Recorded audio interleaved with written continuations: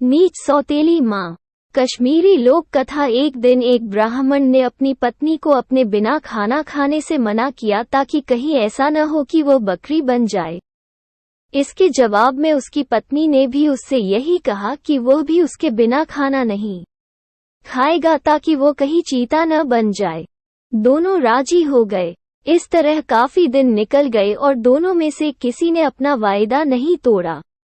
दोनों एक दूसरे के साथ ही खाना खाते थे, पर एक दिन उस ब्राह्मण की पत्नी ने अपने बच्चों को खाना देते समय उस खाने में से चखने के लिए एक कौर खुद खाकर देख लिया। उस समय क्योंकि उसका पति वहां था नहीं, सो उसकी पत्नी तुरंत ही एक बकरी बन गई। जब वो ब्राह्मण घर आया तो उसने देखा कि एक बकरी उसके घर के चारों तरफ घूम रही है।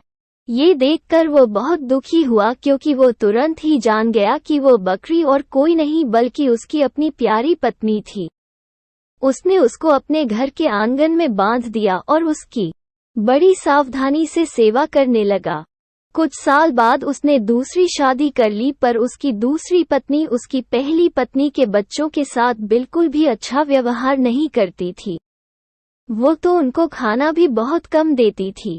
वे बच्चे बेचारे बहुत परेशान रहते थे।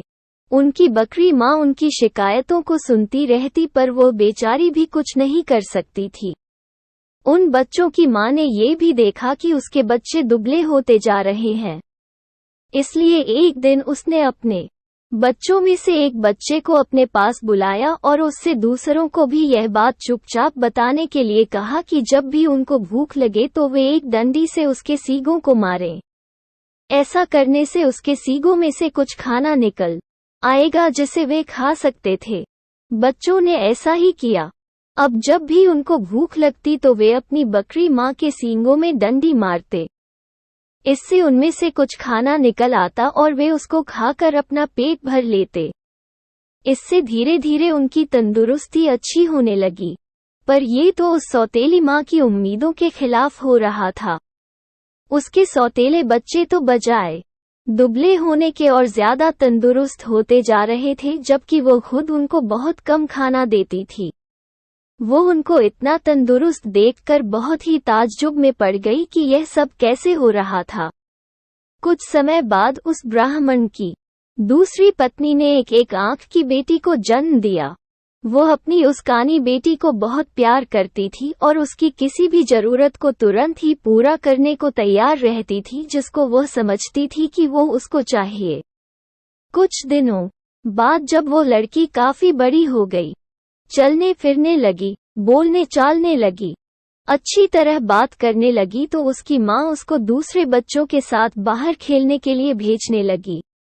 उसने उसको ये भी कहा कि वो अपने बड़े भाई बहनों पर निगाह रखे कि वे कब और कैसे खाते पीते हैं। लड़की ने कहा, ठीक है। वो लड़की उनके साथ सारे दिन रही और उसने वो सब कुछ देखा जो उनके साथ हुआ।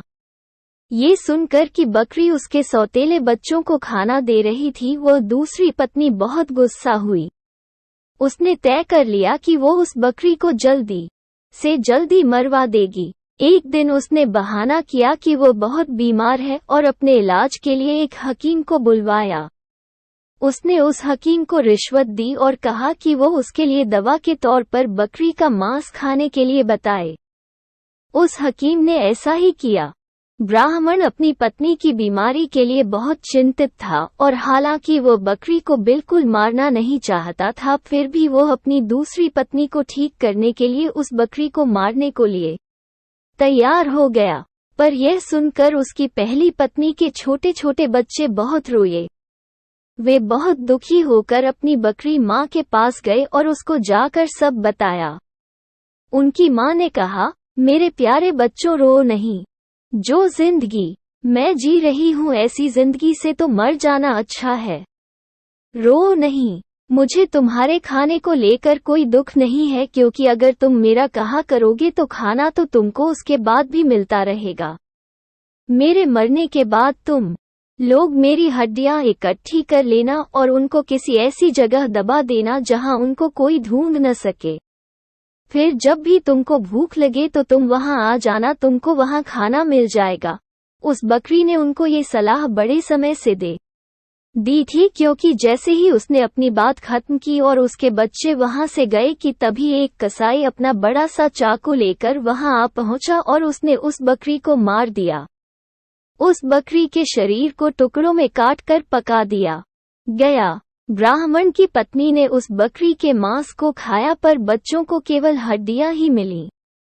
बच्चों ने उन हड्डियों का वही किया जो उनकी बकरी मां ने उनसे करने के लिए कहा था। उन्होंने उसकी हड्डियां एक ऐसी जगह दबा दी जहां उन्हें कोई ढूंढ नहीं सकता था। जब उनको खाने की जरूरत होती तो वे वहां जाते और उन हड्डियों से खाना मांग लेते और उनको खाना मिल जाता। सो अब उनको फिर से खाना रोज और खूब मिल रहा था।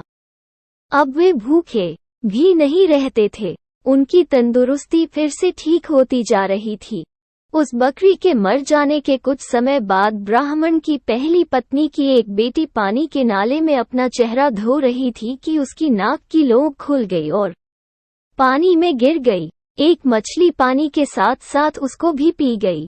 अब हुआ ये कि एक मछियारे ने वो मछली पकड़ ली और राजा के रसोइये को बेच दी। रसोइये ने जब उस मछली को पकाने के लिए काटा तो उसको ये देखकर बड़ा आश्चर्य हुआ कि उसके अंदर तो नाक की एक लोग थी। वो उसको लेकर राजा के पास गया तो राजा को भी उसमें रुचि हो गई। राजा ने अपने राज्य में यह मुनादी पिटवा दी कि जिस किसी की भी नाक की लोग खो गई हो वह उसको राजा से आकर ले जाए। कुछ ही दिनों में उस लड़की का भाई राजा के पास आया और बोला कि वह नाक की लोग उसकी बहन की थी। उसकी यह नाक की लोग उसका चेहरा धोते समय नाले में गिर पड़ी थी। राजा ने उस लड़की को बुलाया तो वो उसकी सुंदरता और अच्छा व्यवहार देखकर इतना प्रभावित हुआ कि उसने उससे शादी कर ली और उसके परिवार की भी खूब सहायता की।